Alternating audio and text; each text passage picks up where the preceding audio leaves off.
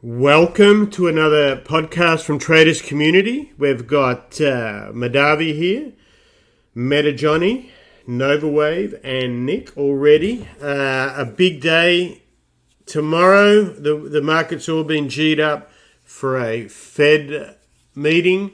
We've had a lot of action today in the last few days.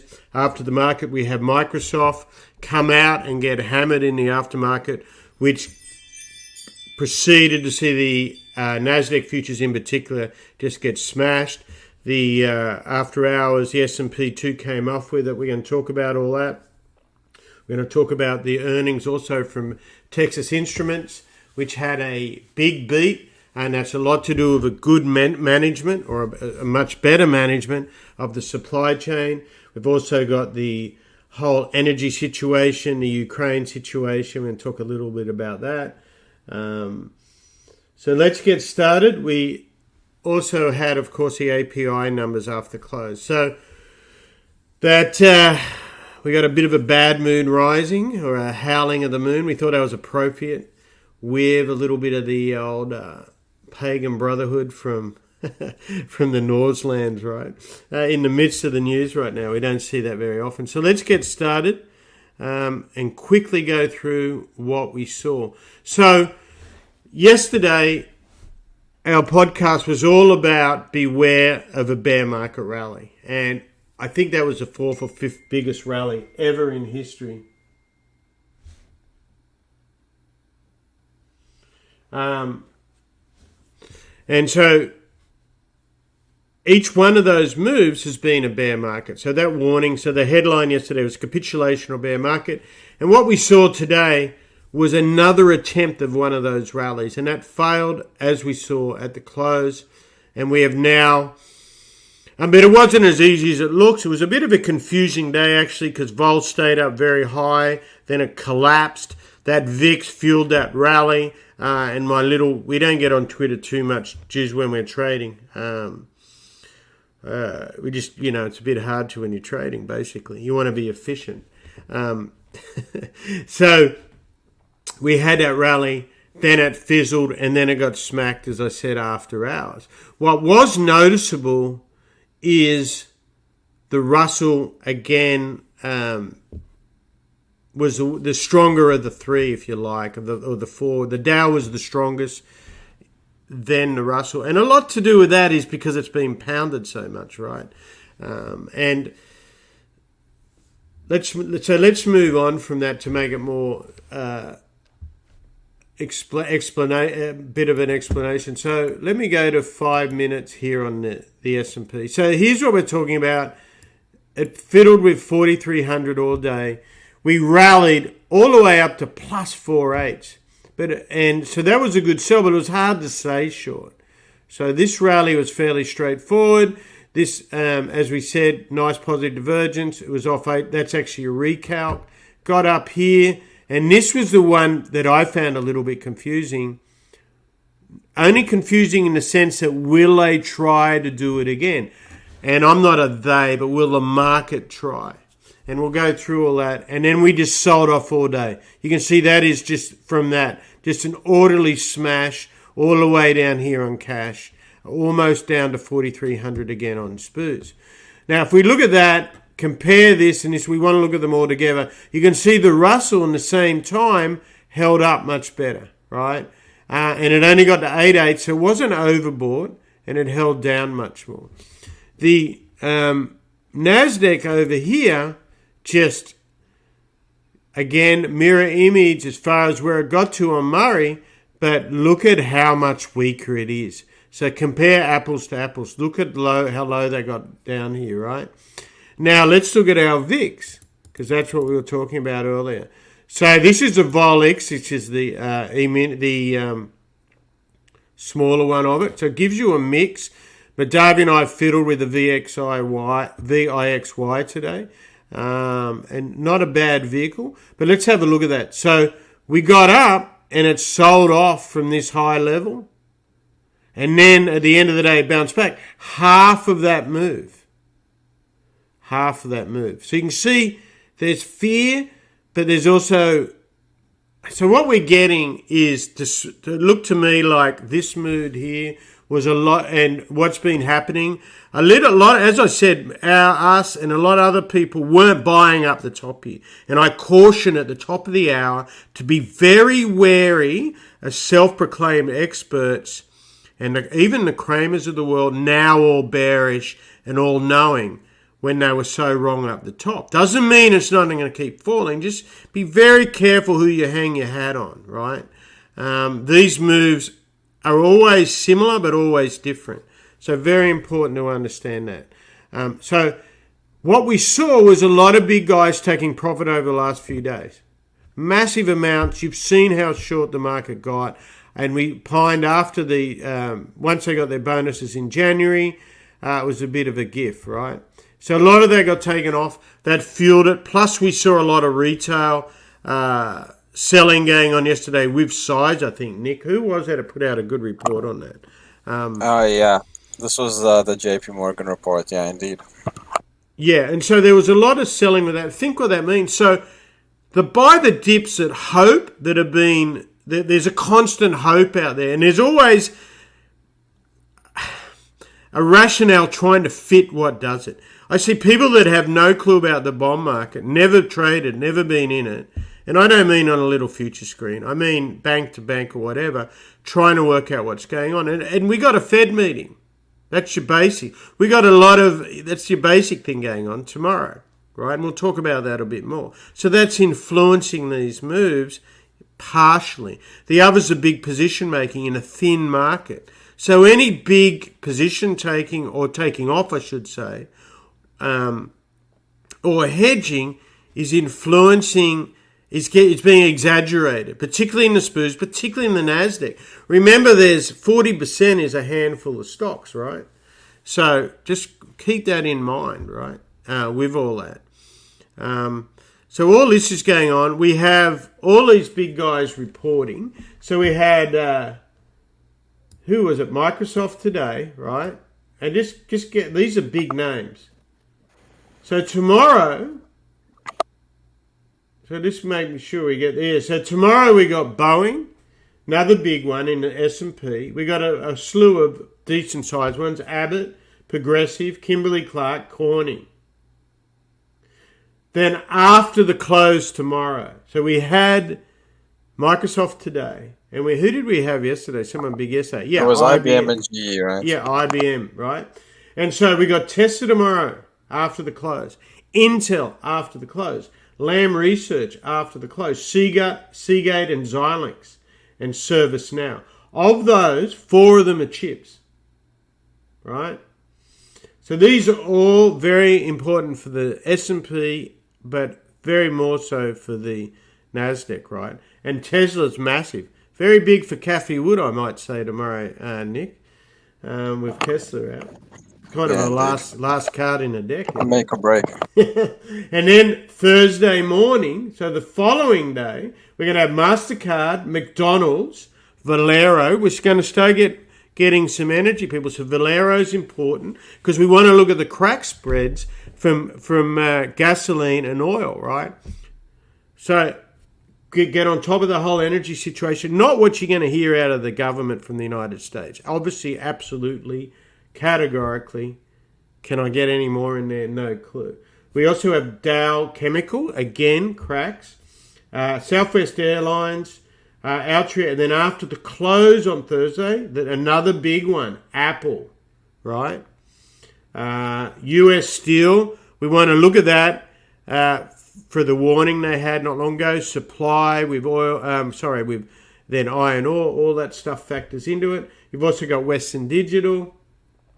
You had Visa. And Robinhood's an interesting one Thursday because we want to listen to what they got to say about accounts. How many, because they warned at their last one about traders, right? Trading accounts and all that. So we want to hear that, how bad that is, their situation. There has been a few people trying to pump that they may be a takeover target. They may well be. I think they're $12 or $14. Can't say I looked last time I looked. Then on Friday, we got some big ones. Chevron and Phillips 66 from the oil. and also Caterpillar. That's going to tell us a lot about infrastructure, supply crunches, shortages, and all that. So all these things are a lot to do with what's going on in optionality and all that. Just keep it logical, people. And if you see people spinning big words, ignore them. Keep it logical, and because often that's a distraction. So anyway, today we did see gold trading up $5. Safe haven, remember, and we keep an eye on Swissy and all that sort of stuff. Bitcoin did recover up to $37,000, sorry. But it quickly gave that up with everything else. So that's a risk asset, and you can put that up with NASDAQ. We'll look at how that's doing versus NASDAQ. Remember, tomorrow is Australia Day, so if you're an Aussie or Kiwi trader, be aware of that. If you're Aussie, be wary of the drink and the barbecue and all that. I'm only being facetious. Big day for cricket, right? This time of year and sailing. Anyway, we're digressing here. But we're also getting the other thing. It's not just simple safe haven. You got interest rate yields and things like that. So we saw the bond market have a good 5-year today, right? But then it sold off because we got these risks out there. We got a Fed coming up, right? And so people are looking. It's like a 5% chance that they'll raise tomorrow. So basically negligible. But then it's March, whether it's going to be 50 or 25 basis points. And and watch your currencies, how they react for that as well. The bond and currency will react first, and the herd elsewhere. So watch that tomorrow. So that's pretty well all that stuff we want to look at, right? You've got also the EIA tomorrow for oil, and you got it on Friday. Natty on Thursday. Okay. So I think that's all. Let's just start looking at some markets, shall we, boys? What do you think, Nick? Let's do it. It's being cut and dried on the spoos. I think we've had this one pretty good for 6 or 7 months now. It's been pretty cut and dried. As we've had this mark for a long time. Is this high? This is a weekly on the SPX. So it's the same on the SPY. It's the same on the ES. This is either a 5 of 1 or a 1 over 5. So this means all completed. All right, it's a question of degree. The 1 over 5 means that's your whole, we're going up to 5,000 plus scenario, right? Look what we did. We closed right at that 50. Again, right? With all this nonsense. We still do not have a red bar on the weekly. And we are so close to a kiss of death on the weekly. Don't see that very often, right? That's a big thing. I know people want to mock that. So if you're an Ichimoku, I don't know the Japanese translation for it. Well, I know it, but my Japanese is fairly limited, Nick. So explain to us what the implications of that. So what the implications means of that move is that the selling on a kiss of death accelerates and exaggerates the previous move. Kiss of life is the other way. And you don't see them very often on weekly. And so it's different from a cross through or a cross above because it means it's totally failed. So it's a total failure. So we haven't got to that. The bull would like to see this turn up through it. So we look at those two. So obviously weekly is a longer time frame. So it's an important thing. If we hold 50 and accelerate, it will stop the move. And we have till Friday for that, right? If we move, and look where we are, how good was this, right? From a Murray point of view. Daily even better. So on a daily, this gets messy.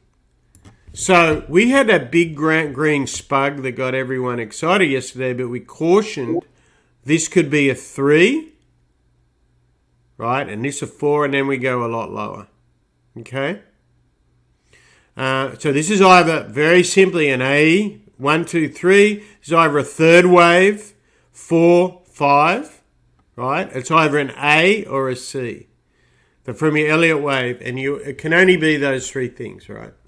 So keep it simple. Look where we are. We close right at all this entry. So the bullish scenario would be this is a spit of this. We're doing a 1, 2, and we're going higher, right? So we do have this twist up here, but look where we are, punters, okay? Now, the dribblers are bullish up here, bearish here, and we know them all. Bullish up here, bearish here, right? So be wary. Old Nova Wave back in the day saying beware the dribbler, right? So we got that here, and look where we are on Murray. What's interesting, this is the same as the weekly, okay, where we are. And you can see here, we had, where is it? You can see the kiss of death up here, right? See that right there, Nick? Let me blow it. Yep. So I learned this off a sage old Japanese man, actually. So this isn't made up stuff. And my friend Mel, who I'll get to come on here at some point, can explain. She won't use the kiss of death term. I forget what she calls it. But you can see that. You can see a kiss of life here, a kiss of life here, a kiss of life here. I failed here. But look at what happens on each one of these. They're powerful. And also a bit further on, I think, what is that? Somewhere in mid-October, if I'm not mistaken. In October. Anyway. October. Yeah. And that was, see how that does? So it's a little bit different to a cross. We don't, and remember I said it's very important to understand Ichimoku if you're going to use it. And it can take a long time, and that's fine. But what I found better in Nova Wave, because our biggest weakness is human frailty, human emotion, greed and fear, is that's why we have different things to knock each other out, like a checklist, if you will. So look what we did on a 240. This is some good volatility, right? And we're seeing that in a VIX. But you could argue that a VIX at 30 or 28, whatever it is right now, is cheap for this, right? These are big points. This is, what a great buy that was, look where we got down to, right? Minus 5.8. So this actually failed to recalc because it took 4 hours. But these are 1, 2, 3, 4, 5 bands on a 240-minute Murray math, right? Squared at this. But look what stopped it again, punters. See that flat Cajun? And this never turned up when this hit here. But what's hard in a high vol market is we had puts here and I lost money on them because vol was so high even though we were right. See? It's an important thing to understand. So you need fast acceleration. And sometimes it's just not the right instrument. And if you're not a market maker, sometimes you can't partake or you've got to do it a different way via futures or stocks or whatever, right? So keep that in mind. If we go to the daily, and you can see all these levels, hopefully if you got a question, hit us up. Let me just bring up that thing, Nick. If you've got a question, then shoot us it. So you can see here, pretty clear. And so you have a game plan behind. I don't want to hear from some bloke up here, this is what the market did. I want to hear here. I want to be prepared.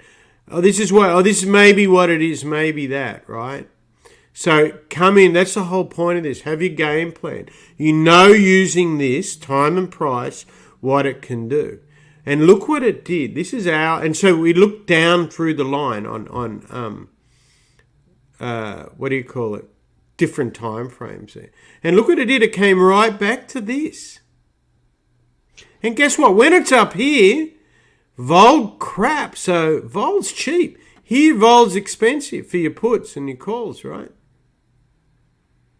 So just think of that, right? So even if you're wrong on your put, you're actually going to lose less than if you're here in this kind of area, even though it's down here. So that's an important thing. Remember I said the most important thing we'll say is Vega, Vol, Theta, right? The other bit will get a bit and that'll just have you keeping logical. And so here's a false break of the 50.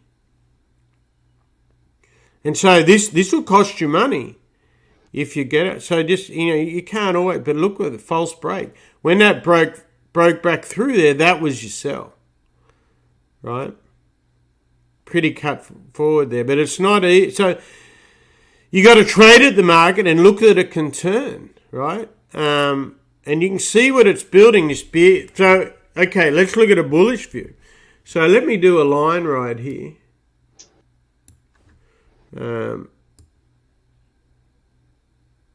Look what that is. And then here. So if this all holds, this is a flat top triangle, right?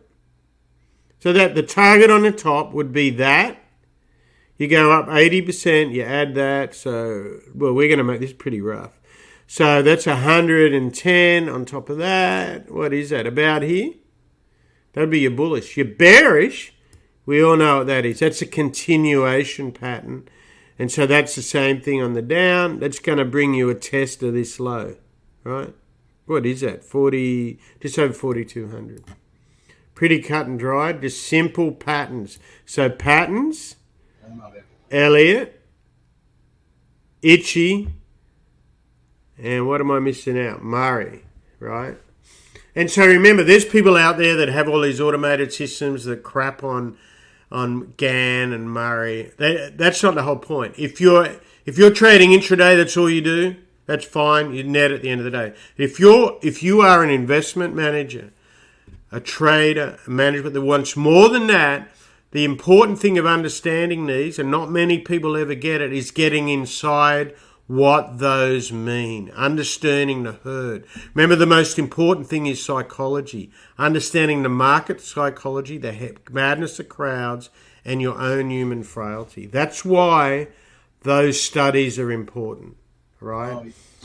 And another study that's important is market profile, because what that meant was all that mathematics. Same sort of thing as Murray, as seeing where everyone is, right? So, I think that, any questions on that? Do you want to add to any of that, Nick? No, that was very helpful. My pleasure. Okay, let's look at the map. So, Madavi's still tied up now with a bit of aftermarket trading. Lots of activity today on stocks. He's more of a stock. I'm here, babe. Oh, you're back, mate? Okay, so let's look at your baby now. Well, you got two babies, actually. So let's look at the NASDAQ and we'll look at the Russell after. So here's the NAS today. And we before Madavi, just to fill you in, mate, we filled in kind of what everything... Oh, okay. So this little baby got taken out to the woodshed after good old Mr. Softy. Remember we used to call it that back in the day? Oh, yeah. Do they still call it that, or is that politically incorrect these days? So Softy, it's been called Softy forever.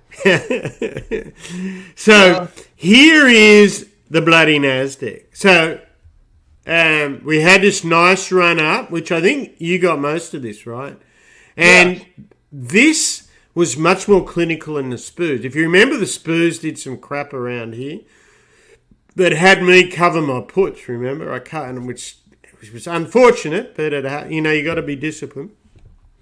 But NASDAQ did the perfect -1/8 to +1/8. See that, Nick?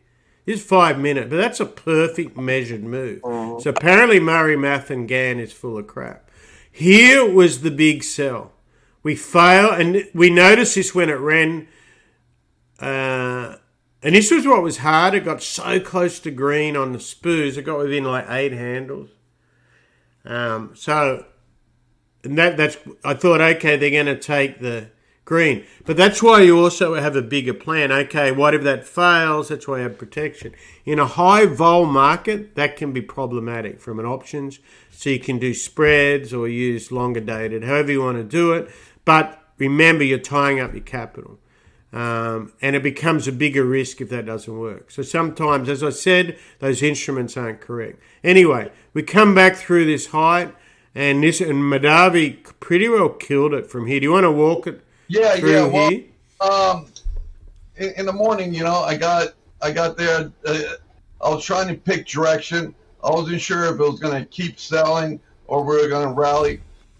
And for me, get my footing right and everything, and I just got behind the 8 ball for most of the day, actually, until I was able to pick direction and size it back up. But I got caught with some size and fell way behind the 8 ball, and then until I found direction, I was trying to go long too early at the beginning because we were still selling off. You remember? Yeah, You know? that had me hold some puts rather than take profits. So it's hard. Yeah. And then I did a pair trade, and wouldn't you know it, my pair trades were the worst ones you could do. The one I was long, it went down. The one I was short, it went up. So it got me nice and toasty red, you know. So I had to pin my ears back, hold some and look puts for rather some than take profits. opportunities. So hard, Finally, when I got onto the direction of the stock, you know, I pinned it. We made that nice run up. But one thing told me that was different from yesterday is around 10 o'clock, the the Russell has already gone positive. And so it's 10 o'clock your time that you're talking about, California time. Pacific Standard Time. And by 11 o'clock or towards the end of it, the S&P was positive. And then the NASDAQ came in the final hour. That was yesterday, you know. But we weren't having that. And I told Mate, hey, this thing doesn't feel like to me it's going to be like it did yesterday. This is going to change, going to catch some people. And, you know, 11 o'clock came. The only thing that went positive was the Dow, and none of those other ones came. And you remember I warned yesterday, hey, this is a bear market rally to me. Right. This doesn't seem like it's going to be a continuation. All right, so I think this selling is going to continue, and it's going to keep going, which it did. I guess I was right on that. But so I had to look for my opportunities, and then I started shorting it, and I sized it back up. Finally, in the last probably 15 minutes, I went green for the day, you know? And you did a great, I think we did a good, but between us, a great job of recovery, because this wasn't easy. No, blokes that don't trade, so here you had this false thing here, you had this pennant, you had Asia close, then all of a sudden they pushed it, right? And so I think I'm right on the covering aspect. And this was hard. It was, the Nasdaq was a fair way from up, but Spoos was almost there. So that's a good indication. So, and another thing we said yesterday, to sell something, if I'm a big guy, right, and I've got size and I've been there, I've had to do massive size on something, I've got to push it up to sell it. If I'm a good trader, responsible. If I'm just a corporate banker, that's why they call them banksters or corporate wankers, I'll just smash bids and carry on and don't give a crap about my customer. Those guys don't do well in the long run. So for me to get up and I got a bunch, I've got to get this up to sell it, right? So that goes on all the time with good market makers. Because you're looking, if I'm a good guy from a good, forget what you read in the paper, and particularly from blokes that have never traded size or money. If I'm a good bloke from a big shop, a big investment bank, a Goldman sort of thing, and I'm managing wealth, that's my livelihood, and my livelihood is my reputation. If I'm going to keep those customers, right? So if they've got a big order to sell, they've got to push that up to get it out, or they want it to go up. It's the opposite to what you're told, particularly on these fin twits and all that. Now, I'm not saying but good operators, that's how they do it, right, Madavi? Exactly what he was saying. There was a reason why he's saying those times, because he's been there, he's traded that, and he knows how I've got to get this stuff done. If I can't get this stuff up with 40 minutes to go, I ain't getting it up, right? Exactly. And the thing is, I knew if I made one more mistake, especially if I was wrong again with my direction, there's going to go my day. There's no way I was going to be able to recover. It's just not going to be enough time, and I would have fell way behind. And that can play with your mind too, right? So, and I had to, for the amount, it's not a huge amount of size, but enough to where I could catch up to wherever amount it is. So it doesn't matter what size you really have. It matters of what skill level, your account, your experience, wherever it is. So, size up for me and someone else could be a totally different. All right. So don't concentrate. be numbers on the Yeah. Trade what suits you, but it's very important to understand how size trades the market. Not saying that you have to do it, right? I mean, you got to understand what goes on, right? And what I've seen happen, and this is the whole reason we started Trades Community many moons ago, was kind of get the right word out there, right? Not. So if you're a retail trader, you want to understand what's going on. If you're a self-directed trader or a big trader, however, there's and sometimes it's a get, right? You're also fighting against algorithms that are all mathematical, so you want to know what they're doing, or they're all news-based, right? So all that stuff's pretty, like, that's why we do what we do, and that's why we look at overbought and oversold. So hopefully that explains that a little bit more for you. Yeah. So and you hate to end up like on days like these good days like this, you miss out on it and you don't make the money you're supposed to. It really affects the end of your year, because these big moving days, you're supposed to. The book says, anyways, to size it up, and as long as you got directions, is where you can make a good chunk of your year. You can right, make right. Quarter. Well, yeah, and for those Elliott wave punters out there, it basically means you want to be on the right side of wave 3 and the C wave, right? So, and you want to take advantage of that if you've got it.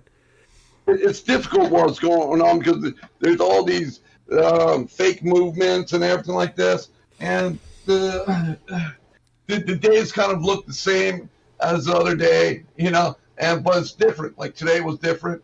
Like I've been thinking this bear market we're in, I think it started 6 months ago, and you can tell that in all these. The Russell's down over 20%, so we're already in bear market territory. Well, I think one of the great recognitions you made quite a few months ago was it's not one market anymore; it's multiple markets, right? I mean, logic. I guess you go extreme and say the meme thing was its own market. But you could see the Russell's different. And the Russell's always given, just think what it is. It's the smallest part of an economy. And it's made up of companies that don't make money. So if it fails, which it has, it could never. We ran all year, we warned about this thing. Where we'll go sideways, those that get our weekly and everything. That it needs to go up and it could never break up. So that signaled the potential weakness. And as we said, the end of the year was a window dressing, right? And you saw the hoopla over the 3 trillion thing with Apple, with those. I mean, do yourself a favour, don't bloody watch CNBC, other than to go the other way, right? And then when the market closed, we got that gift. I turn around and I go, holy shit, Microsoft's down like 25 points. It was like 261, 263. I bought that out, and I think... got out of like. You mean holy smoke, right? Yeah, that was a gift, and I added more to my Piton, up at 29.50.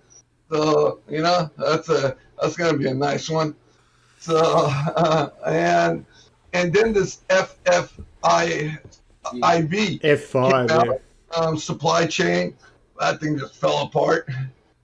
Right, and so we mentioned tomorrow, Nick, in the just how many potential supply stocks there are. You can see the ones that do it good, like Texas Instruments, and you can see the ones that don't. So, but that thing got hit really. That's a good example.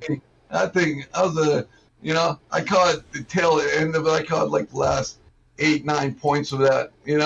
I wish I would have sized up even more. Even soft, I should. Well, remember, so talking about sizing up is, remember, do what you can handle, right, people? Oh, exactly. That's what I would say to them. Don't go all in. As I said, don't put it all on red or all on green, because you can be dead right. Like, as I said, I had puts today that I was dead right on that I lost money on, right, because vol was so high. Like what I call sized up, like Guy Goldman Sachs would call it a regular trade, so it's all different. It's it's to each his own. Yeah, I mean, there's different people we know. Like, I got a mate of mine. I guess I won't say who it is, but he's got position. There's a group of them he's got positions of over 1 million shares short in certain names, and he's had them, and it puts him higher, but obviously he's doing pretty well now. So for him, that's a big position, but it's not a massive position, right? Stumpany, he shorted basically all those tech names that didn't make money, and some of these ones about, we've talked about them, don't make money, self-indulgent managers. By that he means they put statements to get up, or ones that just sell their stock real early. I mean, some of them are well known, aren't they, Madavi? A lot of them are techs, recent IPOs, SPACs. I mean, these guys have made a killing, and they got mocked by a lot of people. One of them was, what's that, software companies that are well known. Yeah, Palantir's one of them, Root Insurance is another one. A lot of these EVs. A lot of big... Well, what's that, Smile Direct? I mean, I can rattle them off. They're all similar. And so the important thing is, look at what... And so I've always said, don't bloody buy a stock just because the market is short them. They're short for a reason, right? And the GME stuff happens. That was a stupid reason. GME wasn't as bad as what it was made out by those blokes at Melbourne, right? And when people smell blood, they go for it. And so the Reddit guys gets all the bad news. It was other hedge funds that went them. But just look at some of those stocks we just mentioned. A lot of the other ones, one of my favourite was the Tilrays and all those stocks, right? You got to make money. Or you get pounded, and people think that's funny. At the end of the day, the rubber meets the road. And that's not to say these stocks won't give opportunity, because what happens, they get pounded down so much to their book value or their idea, and someone wants them, right? And so they've been spinning, we mentioned in the preamble there, Madavi, when you were doing that F5 trade, about Hood, right? Is Hood going to be a level where someone wants it for their customers, With Tilray as a new industry, I mean, I like the stock, but... but it's all price. That's what I'm saying. At some price, they become a level. And then they get oversold too, because all the people that are in them, right? But the one thing I don't just do on these stocks, I don't just buy it and just have no options, have no puts. Yeah, you got to have a structure. You actually explain a little bit of that to the... If I want to hold these stocks? To people, I think. On all the stocks I hold, I usually put some kind of insurance in there for me. So just in case I'm wrong, I don't get pounded out. So that would be, so you own a stock, you do a put call spread around it, which would mean you're selling optionality, but you're also owning some protection, right? So you pay for it with your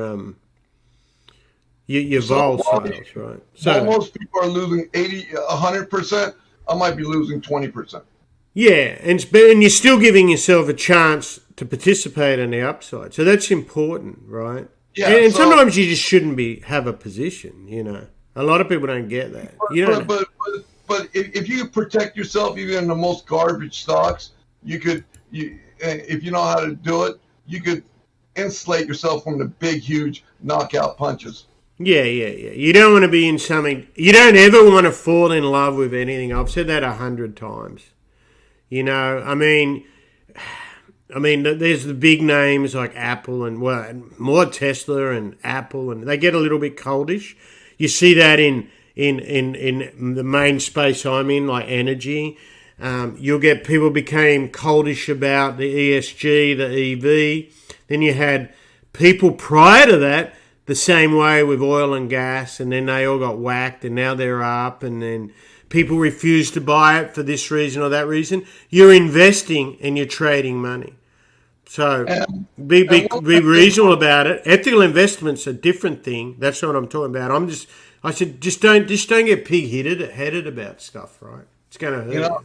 And one last thing with sizes, depending on what stocks you're trading and what it is, if you're scalping, there's only a maximum of something you could do. You can't do most stocks. You can't do 1 million shares unless it's one of these little ones that barely move, like penny stocks or something. Yeah. We're talking about a liquid stock with that kind of size. Liquid stocks, depends on the price of it and stuff. So there's the limits that you can do unless you're gonna. So the bigger size you get, it's sometimes you have to. The longer you might have to be in a stock. Right, and we're talking about big guys when I'm saying that, obviously. That's not me or Madar. We have 1 million shares short or something. Well, if I could scalp it, I would do it, but too bad. Well, I mean, that's a good, important thing, like with Bitcoin, right? People think I'm joking when I say, look, there's 6 whales basically control it. Well, they do. And you don't know what they do. They're secretive to start with. That's why they're in it. But obviously, you can't tell me a bloke that owns that size, controls it, doesn't do something at 70, 65,000, right? Whatever it got, Who wouldn't? I mean, exactly. So that's in him. And like someone asked me, who's the greatest trader this year? Well, the 2 greatest trades I thought this year in the last 12 months was the former Mrs. Bezos. She got that stock at what, $2? Flogged it at 3,000. The other one was Elon Musk when, hey, I got to pay my taxes. Here's a quick 20 billion. Anyway, so the jokes aside, but the point is those 2 things should have also told you on the Amazon one when Mr. and Mrs. Bezos was selling all that stock and so they're selling up there, people are buying up there. When Elon Musk is selling all that up there, I mean, the market's absorbing that, but who's your next player, right? And pass the parcel. So take all that in, watch order flow, watch your waves, watch mathematically what's likely. Don't worry if you miss the top or the bottom of stuff. Aim for the meat in the sandwich, right? One thing when it comes to these Apples and Microsofts and everything, you got to remember, that's everybody's darling. And these stocks are way overpriced. Yeah, that's the cult aspect, right? I mean, they're great companies, but for them to really be at the level they're supposed to be at, the earnings would need to grow a ton more, and probably won't get there until next 50 years. Well, the difference with those stocks too is they do have a dividend, and there is a value, and these central bankers own them. But still, the value of it is 50 times that because that's what they have. People crowd in there. Well, let's look at that. Compare those to these stocks that don't make any money, right? And are still pushing their way. The first one's out the door, right? Yeah. I mean, and so people wonder why these markets they all have their own problems. Hey, Nas has actually found a little bit of love down here, trying to get back over 14,000. And so when I'm talking about the Nas, it's the 100, by the way, you can see up there. But is it going up? Yeah. It's bounced from 13. It's bounced to 80 handles. It just opened a second ago, mate. Yeah. It's just, that's what I'm saying. It's bounced. It's open. Well, it just opened a second ago. You can't tell. You got to get it. Mate, come on. What kind of scalper are you? Anyway, let's look at the Rusty. I swiped the whole thing. I'm like, hey, shit. I just meant it just open because it's 5, right? So here we have the Rusty. So rumor has it that Russell Crowe has absolutely no idea about this. Him being, and I'd pretty well say that's a certainty that he doesn't. But anyway, Willie. So here's the Rusty on a 60-minute. So Madabi is. Yep. I'm fairly new to this. The Rusty is actually trading it. I'm more a spoos and oil but I like the potential of it with the IWM. I notice there's some good market makers in it. So if they're in it, there's something to be done there, right? So here's Rusty today. You nailed this one absolutely last couple of days. Do you want to walk? Do you want an hourly or do you want something a bit longer? Either way. Okay, let's just... the Rusty was a little bit thin today. So it was thinner. Mate, I reckon it's always thin, but anyway. yeah. But today was a little bit over thin, and it was the strongest out of all of them, but it was a lot weaker than yesterday. So when that didn't go positive, you knew that we were going to have troubles, and the rest of them were not going to make it. Yeah, and so because that's the first one beaten down to 20%, right? So this, yeah. So I think it is down 20%, isn't it? Yeah, it is down 20%. So this was a good one today trading. Remember what I showed you on the spoos? Same thing. 8/8. I mean, these are textbook mathematical trades. So systematic trading. So the difference between us, and there's some blokes out there with some great systems, so I don't want to disparage that. But I'm a big believer that art is trading or technical analysis is an art, not a science. See, to finesse it, you got to mix it between the mathematics and the esoterics of the Gann and the Elliott. I think that personally, I think that's what makes a great trader, to do that, right? And that enables you to take advantage of the stuff. Like Madavi was able to, that Microsoft earnings, bang, bang, bang. Yeah. And again, in theory, there's no, I'll give you the tip with my friend here, there's no analysis paralysis with him, right? And Nick's seen how we trade and stuff, right? Oh, yeah. You got to go like that. You too. I got Metal Mash right here, right next to me. Oh, MetaMask has climbed down from the metaverse. Oh, yeah. Just came down from the metaverse. Come on in, MetaMask. Thanks, man. I appreciate you guys letting me into the real world for just a few minutes. Are you going to have your own MTV series? That just gave us all away, doesn't it? Trading in the metaverse, it's hard, man. My Wi-Fi is not as fast up there. So isn't it? Well, you need to write to Elon. I saw Elon's going to do something for Tonga, so he can get you something. Hey, Tonga's on the list to be one of the next Bitcoin adopters. How about that? Yeah, well, he probably had to do that. He said, "Yeah, I'll give you the internet if you bloody." But I mean, there's 100,000 people, but so yeah, but they got a special place for us in Australians and rugby league world because of who they are. But I don't know if they want to be trading Bitcoin there, mate. I hate to tell you, but news that it all plays into right now where we're at. If you were to take the, I don't know if you could do this, but you could take the EMA and the RSI, and it's coming to a point where you can see where. Hang on, what do you want me to look at the Bitcoin? Is that what you're saying? Yeah. Okay. Sorry. We're in the real world. It takes us a while to get in the meta world. Hang on. Where's crypto up here? There you go. So you want a short-term chart, long-term chart? Yeah, short-term. 60 minutes? No, weekly. Do a weekly. Weekly, short-term. Do you hear that? So you got weekly, yeah. So here's our Elliott wave structure on it. And you can see we're trying to get back into the cloud. We haven't been able to yet. So what are we doing here? So we're seeing where the first, go to the end, put the last screen back. The last one that you were just on. The 60?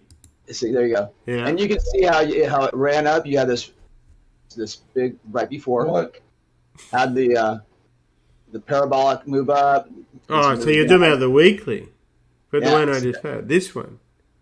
Right. Yeah, okay. The one that looks like there's two mountains there.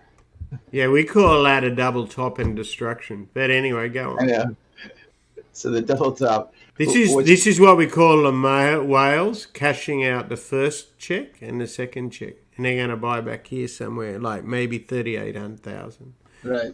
Yeah, you see a lot of what's happening is you got a rush of people moving in, buying, and then when things didn't look so great, they started selling. And it's a manic market for sure. Yeah. Manic. And there was a guy that came in just I think about 7 days ago and bought it because 2 weeks ago somebody came in and bought 48,000 through Binance, and somebody. You mean how long ago?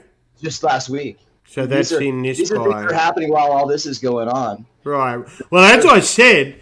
Like, if I want to get size done, so if I'm a whale that wants to buy it back, just say I've dumped it here. I'm selling it and making a couple of $1 billion while I'm doing it.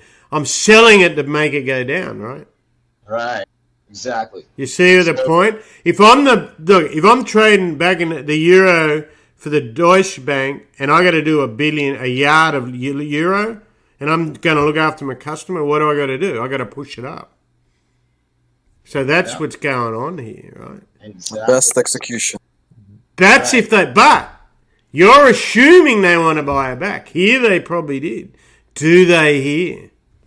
And that's the billion-dollar question right there. Right. And so there's a lot of things that are coming out now as far as news to support more adoption and kind of the reasons that give a case for what's happening with this. And I'm gonna go through a couple of things. Is this where you wanted me to talk about the dogs we adopted again? Yeah, exactly. Okay. Right there.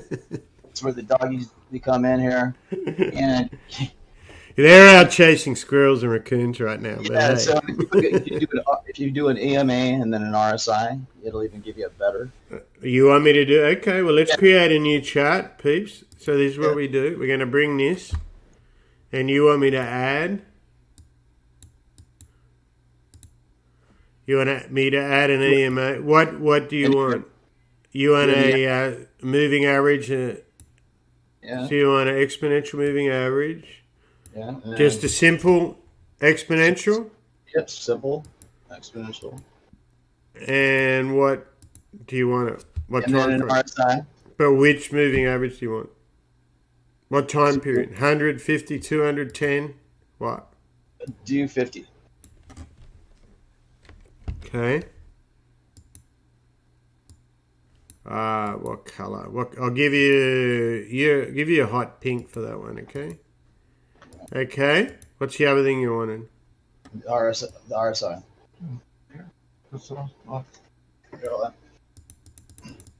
While you do that, Meta Johnny, maybe this will make you feel good or not, but I just saw this come across the newswire that Miss Kathy Wood is predicting that the price of a Bitcoin could exceed 1 million by 2030. So take that as you will.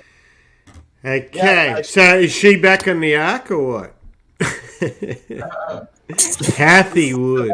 You know, I told you guys yesterday that it was Elon, what's his name from Twitter, and well, were you the bloke out of the homeless shelter? What's his name again? they're all talking about the adoption and the utility, blah blah blah, of the not only the Bitcoin, market tokens that are associated with it, but just more the technology, and even how Elon's using it in what he's doing with SpaceX. I thought he wanted to go the Doge. I saw the other day he's going to, if McDonald's brings on the Dogecoin, that he'll eat a Happy Meal live on TV. This is more than just the token. You're talking about a token. We're talking about the actual technology, the blockchain technology. Right. The type of sustained usage when it comes to computations and obviously space. So he's appreciative for a lot of aspects of it. And it's a really interesting interview. You should probably watch it if you have a chance. It was yesterday. The three of those, Mate, coming from different. okay, ship me over a bottle of bourbon. I think I'll have to have that listen to those three all at once, mate. I got to say, sorry. Elon, I can listen to all day. But Dorsey, Just as he's a bit hard. an to aside, Microsoft having sort of is really starting to rally now. Nice. Oh, well, look at that again. So, and you made fun of me with my Microsoft when it opened, mate. But let's finish up with the Metaland here on. So I've got the chart here. So looking at the RSI, I can see some. It's actually thought I would get positive divergence, but I don't. And what I mean by that, punters, is this: if for positive divergence, see how the price here is above this. It's also the same measured here. So that means this has been an orderly decline. So this is a good decline. But what you want to see to use this as a tool, because remember, we use time and price. I do not use RSI other than for divergence. So I don't see it there because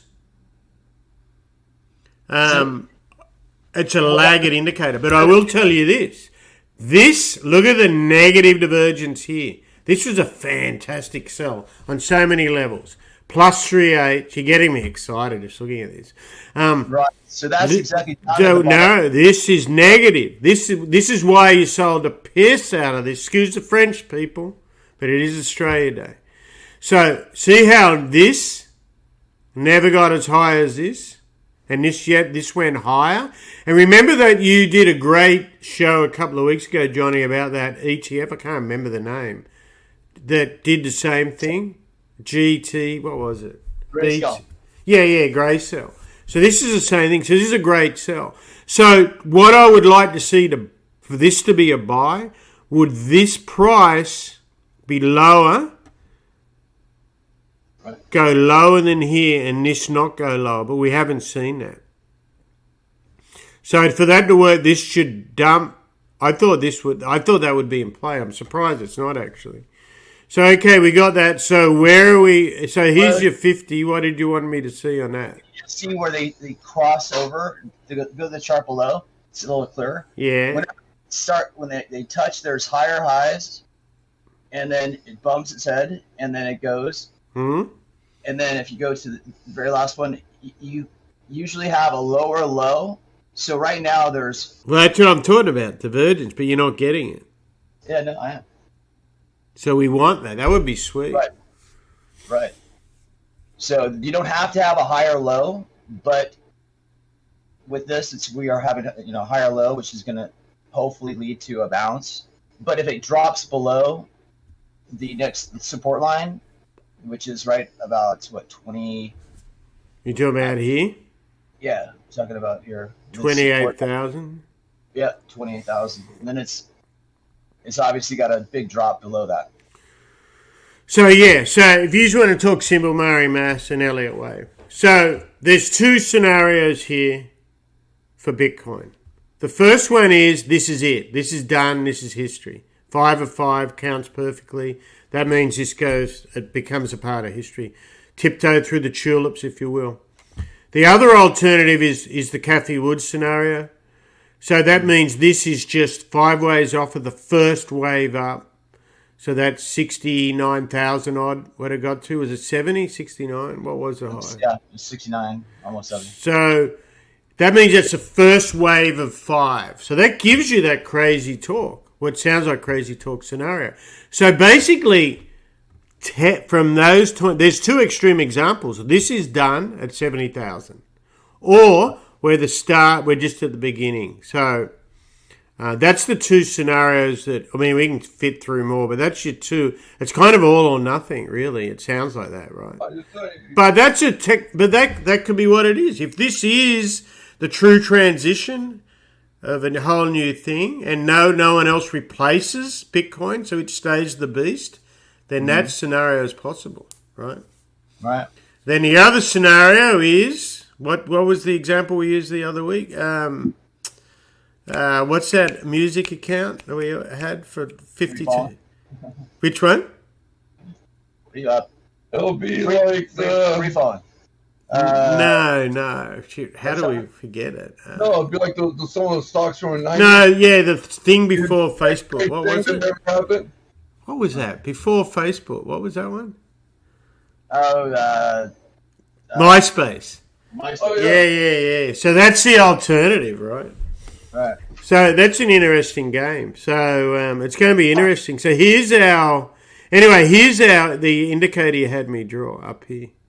So that's the 50, the pink exponential. This is the 50 simple. So right now, the 50 exponential's trying to go through the 50 simple as they roll over. So if that exponential goes through there, if you're a moving average guy, crosses, that means it goes lower, right? So yeah, and then if you get the higher low, when it goes through that, if you probably so trends are made to be broken, right? So good scenario. Let's have a look at Ethereum while we got it.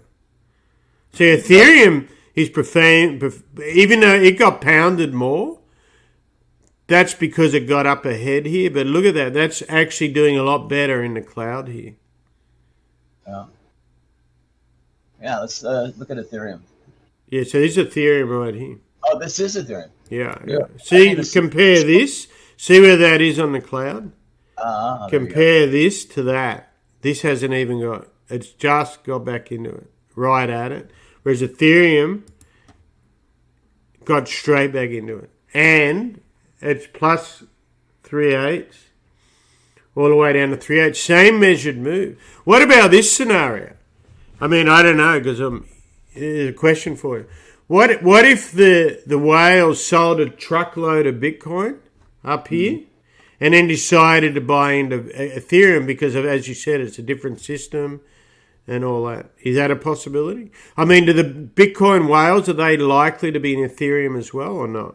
I think you've got a lot of whales that have more Ethereum than Bitcoin and vice versa. It just depends on if they like the proof of work or if they like that Ethereum. Well, what's your thoughts on that? I really have no idea. I personally think,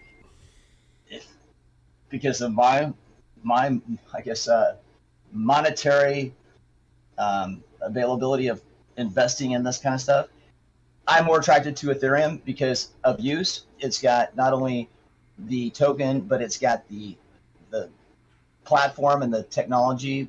It's just like Bitcoin. It's the number one. It's the grandpappy, if you will, of the different IOs. They're basically the platforms that are used for developers to go out and do different projects on. So Ethereum is moving to proof of stake, which is going to make it faster. It's going to have less gas fees. But the utility, there's going to be so many different people and projects developed on Ethereum. You don't have the same thing. You can't stake on Bitcoin. Bitcoin is what it is. It's on its own block. So when you have a limited thing, it's kind of like Apple. You know, Apple, it was its own beast and nothing was compatible with it.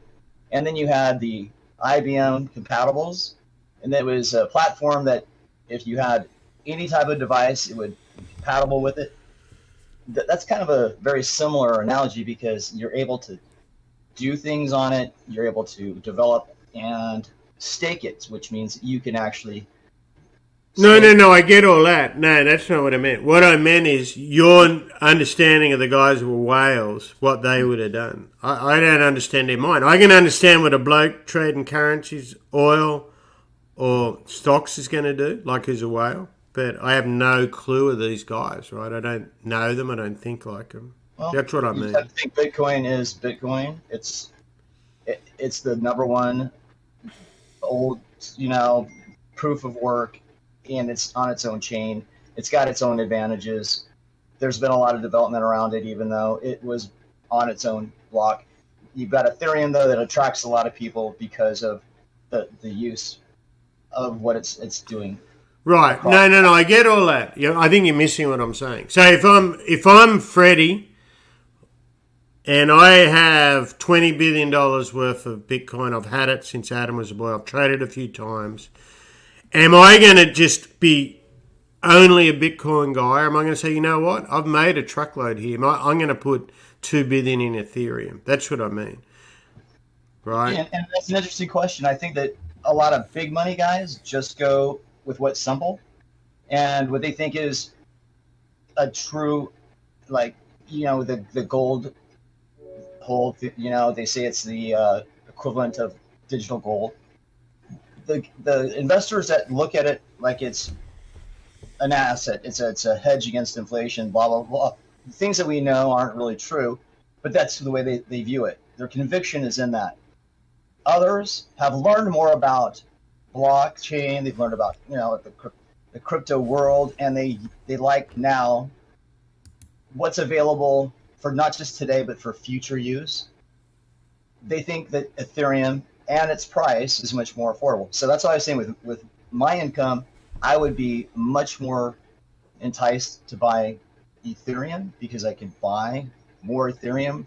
I mean, I wouldn't spend 35, 40, 60, however many $1,000 for one, BTC when I could go out and buy Ethereum for $3,000. It's just Ethereum has. Should I own that at $80? Yeah, I mean we had that at $80. It's just different price point, better use, different kinds of people view those two different ways, and they right.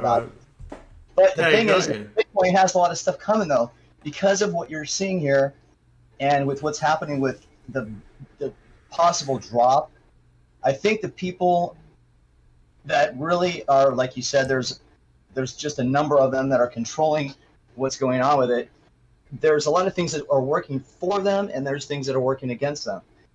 For instance, the UFC just launched its NFT that they're going to be using. So now you got UFC, and UFC they've got a tie into, guess who? Elon Musk, right? So why is Elon? I didn't know. I know he's a fan, but what's his tie-in with her other than that? So what's his? He's associated with. He's on a board. He's on a UFC board. Oh, he is? I didn't know that. I just thought he was a fan. So the publicly traded company's on the board of. Interesting. And then they got on the board. On the board. On the board of what's the UFC's parent company? Yeah. No, I just didn't know that. I knew he was a fan. I mean, interesting. And now Bud Light is now coming out, and it's going to be introduced during the Super Bowl with its NFT profile that you're going to be able to buy these NFTs. So, do you think people are going to buy NFTs when they've seen what's just happened to worthless companies on the stock market, given they're even more worthless? Bud Lights, or if you go to Budweiser's, hey, it's hot right now. Twitter thing, you'll see that they did until they lost 7% of their. Not that good loss. Anyways, NFTs for sports memorabilia, you're actually getting something. Yeah, 100%. That's where I think there's a party when you pair them up with something. See, you get a lot of iconic, one of a kind stuff too. They have. Yeah, that's where I think there's a future in it, mate. As I think we've said before, and there's also that way it means it's less likely. It's more likely to be real, right? So you get the real world one, and you get a digital copy. Right, and that's the way I think. So you know what? That's the digital one. Or you can buy like a percentage of it. Everybody gets it, and they get the digital one. I don't know who keeps the. Well, and so who's been doing that for a long time? Vinyl records. That's what made them popular again. That you get a solid record, and you get a digital download. Kind of similar, right? Yeah. And that worked. That's what made vinyl. So it was cool for us. Hey, man, we should listen to vinyl, And the part about that is, let's say you're a smaller investor. You want to get out. You can sell your token without having to sell this $200, $300 million artwork, Right. Yeah, definitely. I think that's where I think it is.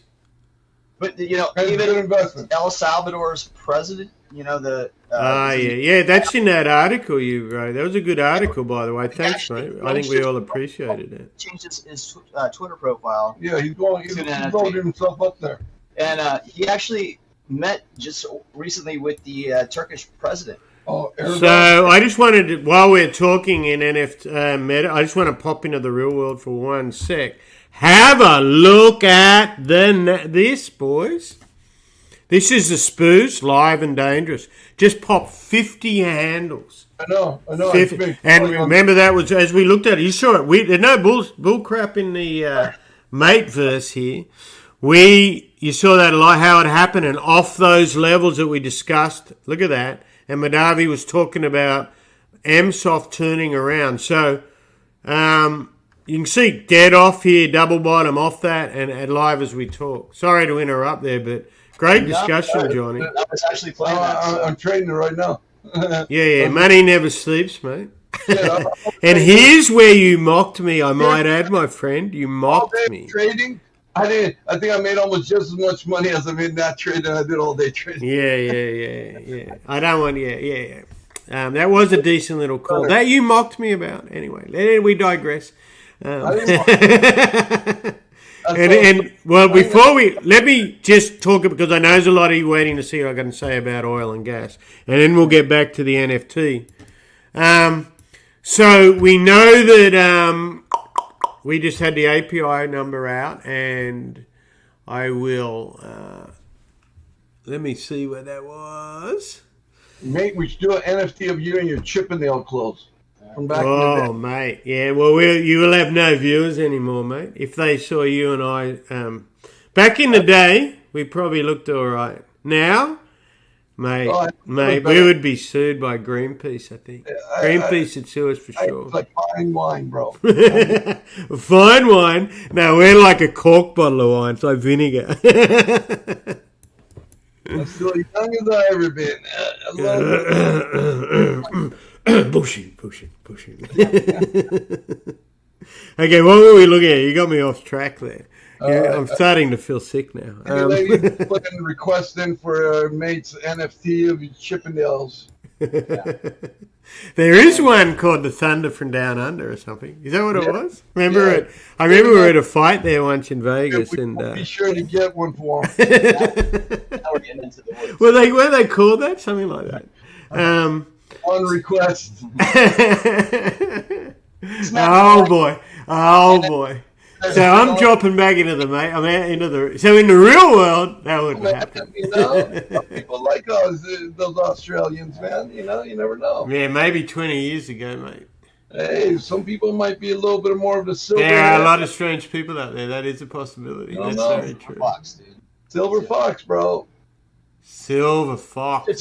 To go just real quick, with the news that's surrounding Bitcoin right now, there's a lot of... Mate, I'm still getting over that vision of Madavi 20 years ago. Keep it going. Fidelity, the second largest bank, and I mean, they've had more hash and more hash. How did you get hash into this? Hash and transactions. Is that to do with Tilray or something? It's yeah. just... Boom. Sorry. I digress. Intel also is launching a BTC mining system. Intel? Intel's earnings when are they? We saw them. Are they tomorrow or the next day? We read them out. Tomorrow. Yeah, so they'll mention all that, right? Yeah. Did I mention that interview of Johnny? Now we're leaning into it one way or the other. And Intel's building all the what do you call it? All the manufacturers for all the chips are going to be coming up. All the different chips. I see that Johnny's favorite. Well, Johnny has two favorite women. We all know one. Well, there's three really. We should mention his wife, I guess. But there is Kathy, and his other one's Nancy. So Nancy came out with a statement. She's got to be pissed with a stock portfolio, huh? All that theta she's got blowing out in Vegas. Anyway, she said, today the House takes action to transport our nation into the future. Where the American competes, act, bold results, oriented legislation that will strengthen America's national and economic security and the financial security of families and advance our leadership in the world. This is their China competitive bill, apparently. So let me think. Completely made a mess of energy, a mess of Russian relations, a mess of China relations, pissed off your allies, Australia, England, America, pissed off the whole Middle East. Yeah, I'm on top of that. Okay. Man, I think you should propose to her right now. And I got a proposal for her. It's probably not the one you're looking for. But anyway, so we got off track there. So the API came out with a small build, a draw in Cushing of 1, draw in distillates at 2.2, gasoline build at 2.4, and a small draw. So nothing major there. You see oil is moving up. That's more to do with no surprises.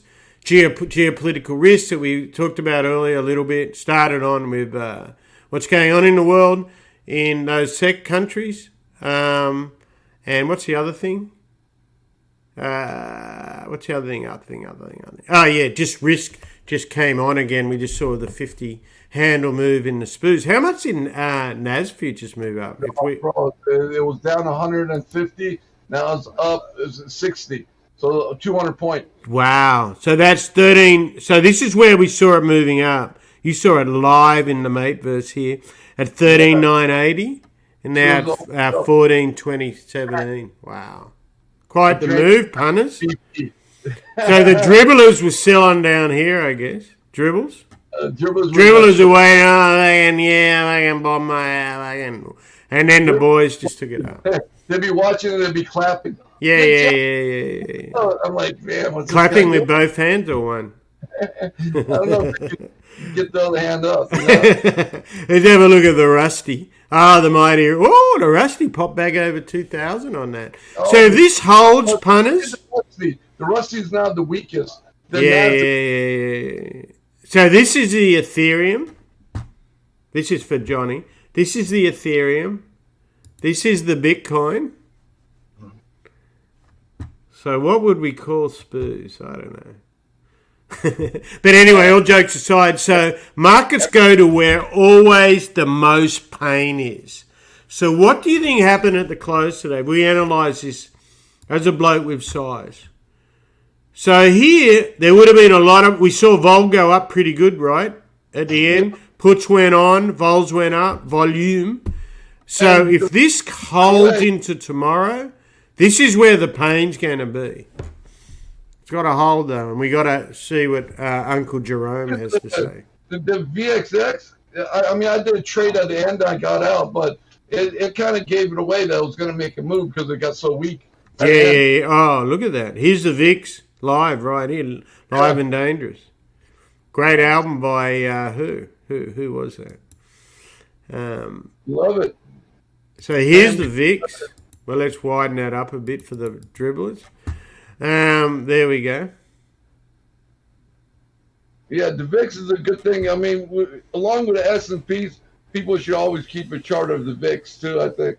Yeah, so how we trade, we have our structure here. We look at that. We listen to order flow. We have good ears on the ground for macro events. Very fortunate. We have some of the big reporters and that out there contact, so we're ahead of it. We never abuse that privilege. They don't ask us to. And we also look at who's moving the market. We look at vol in times like this. We look at Apple if it's dominant. We look at oil stocks if they're dominant. Who's running oil? Is it Apache? Is it Exxon? Is it Devon, which Johnny topped in the Mateverse for a bit there and mentioned and made a good play on that today. So in other words, who's driving? Is it yields? Are bonds strong versus stocks, or is it yields they're looking at? That's all important things. Where the curve, and you'll get to know it backwards, and particularly if you've got a good people around you, right? So, and once Johnny's done with his Meta World trading office, we can all have a party in there. Yeah, we have the non-alcoholic one, the alcoholic one, the one that Gavin Newsom goes to. We can't talk about that one. Market, it's the Fed meeting right now. They're coming up with some new guidelines, and Singapore has outlawed. Just like Russia and China. Well, no, Singapore, you put in your article, they're doing that, they're doing it, they haven't outlawed it like that. They're just doing a whole inquiry where they want to be in control of it. Yeah, they're wanting to come out with their own CBDC. Yeah, 100%. They just banned it from being accepted at ATMs. So, yeah, well, fucking who, excuse the French there, but who accepts it at their ATM anyway? I'll give you the tip. If I go up to the Westview B of A, they're not taking Bitcoin. Hate to tell you. Well, Asia is different. In Asia, they don't want I'll give you the tip. I can't do it in my Aussie bank account either. But anyway, next. And I definitely don't allow in Singapore. But Singapore's the most stringent out of all those countries, all jokes aside. So I think it's very positive that they are looking at it, the Singapore Investment Authority. Singapore is strict about narcotics, I think, to kill you, huh? Malaysia does. I don't know. But I do remember that case where the American kid spat his gum out and he got the cane. You get caught with any kind of funny stuff. Yeah. World. So note to self, if you're trafficking heroin, don't do it in Singapore. Don't even take a weed there. Excellent advice. Now you got fiat currency versus CBDC. The things you learn at Traders Community, right? We trade every now, only joking. Against Nancy Pelosi. I think she's retiring at the end of the year. Nancy? She was planning to, but all her Tesla position is looking a bit sad, and all her others, and Roblox. Oh my god, she might be. Mate, no, it's because there's been so much heat on her about her investing and this. What's the flip side of investing? Disinvesting. She's been there with Abraham Lincoln. Yeah, I mean, she might be there to 100 if this market doesn't pick up. I hate to tell you. I mean, wasn't she at Jesus' supper? Rumor has it. I did see that painting. Yeah. I mean, those devils got to drink the blood. So. Here's the 60 on the Spurs. Look at this, mate. So So there's a couple of the most powerful moves in Nova Wave, the spits and spit of a spit. If this turns into a spit of a spit, which means they captured the longs, captured the shorts, that means it gets above here. And this double, remember we talked about, Nick, earlier, this flat top triangle potential? Yep. This can happen. This is brutal. And if Jerome tomorrow is going to make this an ABC, or this is the ABC complete. This is big stuff that's potentially in play here. Yeah. So, big stuff, So, anyway, let's get back to oil. We keep getting away from the only bloody thing that matters, oil. We got wars over this going on, right? Sounds good. So We're gonna mute it so my G doesn't get barking over here. G loves to trade a bit of oil. So yeah, you better. He does get excited. I get excited. He's in the Hall of Fame, He is banned by everyone. While my dogs are out there destroying a bloody raccoon that's trying to get in the roof. Right. But anyway. Dogs. He's not a dog.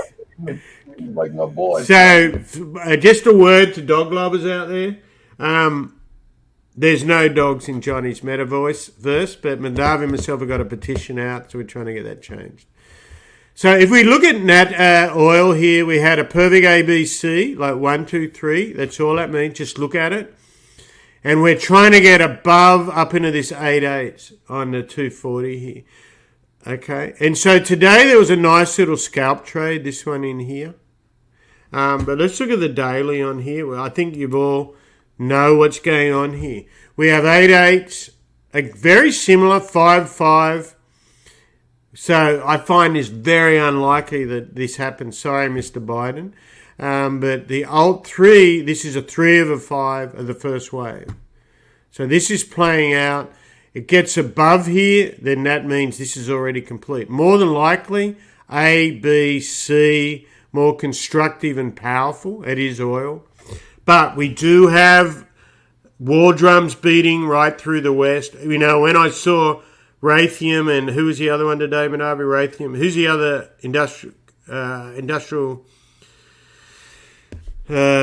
military industrial complex stock today? There's Raytheon, Polaris, and who's the other one? Damn, I can't think of them. LTM. Yeah, they're out today. So kind of ironic that their earnings. So that's what can fuel this. And there's all these reports. I got a few from a few news sources texted me stuff this morning that the US corporations are talking with European countries to try to get natural gas. And the US government, they're like, these are the same governments that shamed Australia, Canada, India, China, all at that recent event, Climate Council, over it. Now they're begging for this fuel, right? So you got to, as we said 100 times, you got to plan these transitions. So that's the sort of stuff going on. In the same breath, you got pipelines going through. You got the two pipelines, the Nord Streams, right? 1 and 2 going through. I mean, it's just, you can't make this crap up. And then war drums going on and America threatening. It's just, man, we should have a game on that. Press this button. This green does this, red does this. But this gives you an idea of we're talking about Jerome. So tomorrow, you've got this in the background of some of the most incompetent leadership ever. Right, the last 5 to 10 years, with what they've done with management, trying to then turn it into it's wag the dog. This is what I meant by wag the dog the other day, Madavi, of how to turn this energy crisis into a war crisis to cover up the mismanagement of energy, right?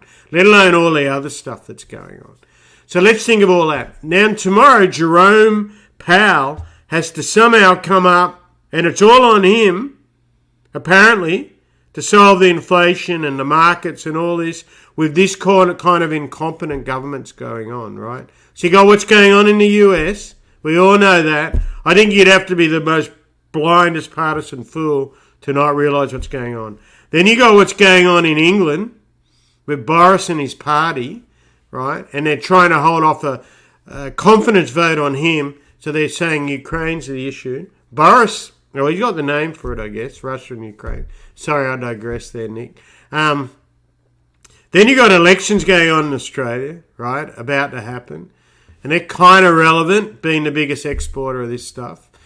Then you got, in China, you got all their problems with property. I mean, it's just, but hey, everything's good, right? Let's blame it on the central bankers. But anyway, all that factors into this price right here, people. And the other one is natural gas. So this is a domestic natural gas. So, and please don't DM me anymore. Oh, why isn't this doing what the Dutch one's doing? It is a domestic product.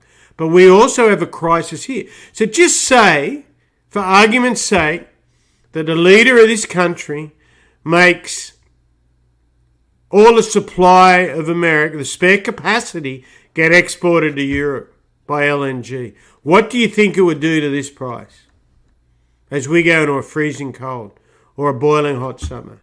That's the kind of stuff, decisions being made right now, right? So anyway, look at these prices. You can see what's going on with it. Either way, this, by the way, let me go back, sorry, Madame. So this looks like it's cheap, right? Because it's 4 versus 6. So let's just revisit where this was. What would Nancy have in this? Is she long natty? Huh. This was 140 a year ago. Right? It's no coincidence what's happened here. This policy. We had the same bloody weather last 2 years. Remember we had the Arctic freeze and everything? This is last year. This is this year. What's the big change? Questions, anyone? Anyone got their hands up? What's the big change? Thoughts? Why don't you tell us? I will let the punters and dribblers get to us with that, because the dribblers is what enabled this to happen. And they're blaming everyone else for it. But anyway, so that's natty. That's daily, and we'll do a separate one later on that. I guess we've had a pretty heavy podcast. But you can see, same patterns. Let's just keep these charts exactly the same. Don't chop and change. Understand the overnight risk and the daily risk of weather models on natural gas. Understand and keep an eye on LNG. And also at the time of the year when it's relevant with Mexico. On that oil, understand, and there's people like Tracy, who's on Twitter at Chigo, and people that know this stuff backwards. And you'll see a lot of them on our weekly Around the Barrel and the Vortex on natural gas. So the Barrel and Vortex, and we call that for a reason. They contribute to it. There's a lot of really good contributors. Follow them either through their own stuff, what they put on our site, but be cognizant of what's going on and what's gone on. There's no point whining about what happened with mismanagement. We're right here in the present. So keep these numbers real. And these will infect other things. And so this brings us back to Jerome Powell and Lael Brainard and others at the Fed. So look at what those two say. They're very big on the fact that they cannot affect supply equation of inflation, right? They're very big on the fact that they can't affect energy policy of the United States government. And United States government's very important. They were the biggest producer for a minute there, right? They cannot affect a war going on, if it happens, between England, America, and Russia, and Ukraine. These are the real things that affect inflation. They cannot affect people copying Omicron and not going to work and grabbing on a ship and moving all this stuff. They cannot affect the fact that Ford, Volkswagen, who's another one, GM, right, made all those decisions about all those years ago. That's the reality, punters and dribblers. That's the reality, not what a bloody stock does, or moving an interest rate 1% to stop the poor bloke that can't then pay his rent anymore. These are fiscal responsibilities that are being passed off right around the world. You know? I mean, what's everyone's thoughts on that as we head into that meeting tomorrow? No one want to chime in there? No, Sorry about that. But so that's the reality that's going on. So in all that backdrop, don't get all caught up in the politics. Get in the reality of it and how that affects these prices, right? And that's why so look at this, Mark. This was the end of the world. I have a good mate of mine. I won't bring it up, but who laughed at this. This was the end of fossil fuel. And I'm like, bloody, okay, that's all well and good. So how the hell are you going to do what do you got in the meantime? Right? So there was no thought other than hate. And that's where we're at. And we got to get where we meet the minds in the middle and go forward. And so all this affects prices. Look at the oil and gas stocks. Why are they here? Ask the question. How do they affect the market? Remember, we're talking about stock market here. We're not talking about Greenpeace or bloody Enron or what's his name? I can't even think of their names anymore, half these people. But the people that are full on both sides of these arguments. And that's all going to influence these prices, right? Anyway, so there's your technical levels. You know the fundamental levels. We have EIA number out tomorrow for oil and gas. So keep an eye on all those things, right? And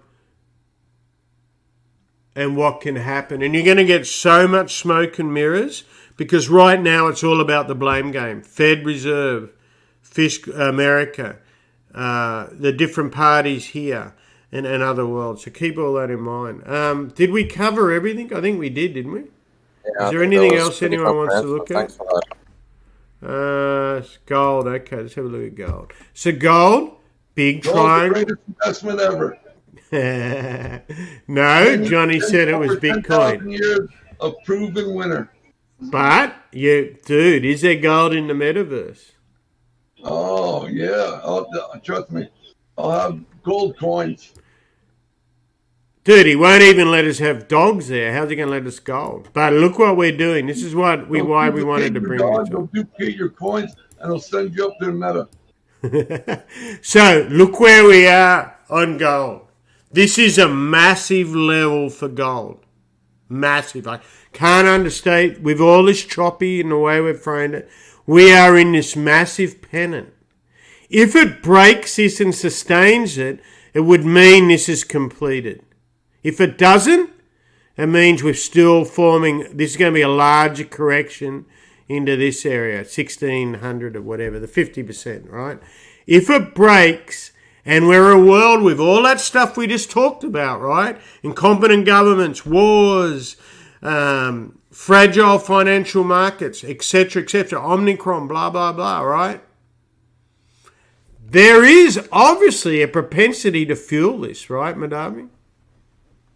If Bitcoin gives up the ghost and this becomes a safe haven, then look at this pennant. Look what it's telling you. This is a weekly chart, right? I think gold's going 15,000. That's why at the DSR, when people. So, yeah. Well, it's like 15,000 what? Lira?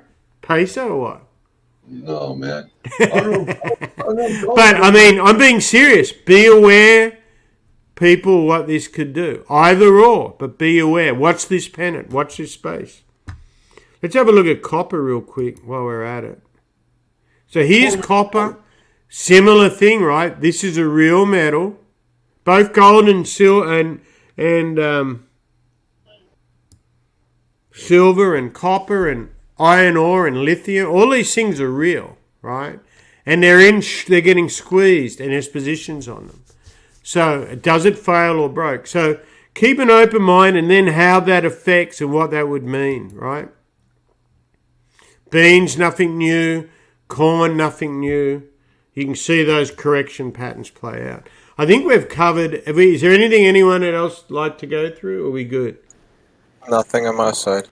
Yeah, and everything as far as we're not going to bore you what all the numbers of the market. They'll be on the wrap up that goes with this video on the website of what all the markets did. We know what's going on tonight, and we'll leave you with this. Wow, we are still going, my friends. So Romans and countrymen, is that the wrong speech? Sorry, wrong speech. So there we have it. Look at this. This is an old school pattern. This is a cup and handle, and we came all the way back and tested it. But from that, you see what it did. Punters and dribblers, 44.10 overnight on cash. Can it get there again? What do we think? So let's not get ahead of ourselves. But people are caught here. High vol. Remember that trade I talked about we lost money on today, Madavi? That same thing would have happened with size with people because they've lost another day's vol, right? So a lot of people, this is why those gamma trades work when they do. A lot of people would have bought protection for tomorrow to expire tomorrow or the day after because of the event risk, right? So they were willing to pay it. If this continues, so even in the morning tomorrow, if we're here, they're way under that. So what do? So keep an eye on your order book that's going through on options. Okay, we'll finish with the picture of all. Where's your favourite picture? There we go, people. So thank you for joining us. You're killing it. Yeah, always Thank killing you. it. Remember, like it, subscribe it, smash all those buttons that Johnny talks about. So it comes live to your books. We went on a little bit longer today because we had a lot to talk about. We weren't on any social media really today. So a lot of questions are asked, and we try to and put all those in that. Follow us at Traders Column, Madavi 4. Meta Johnny 1, correct? And Nick, which is your Twitter these days? I don't even. It's too many numbers in. We'll put it in the description. It's all about something. Well, you have a couple. And you have that other one with that gorilla. I do indeed. We'll put it in Gorillas the in the MISC. So we'll have it all there. Thank you for joining us. Thank you. We had our rant and raving for the day. It's been a busy day. 7 cups of coffee.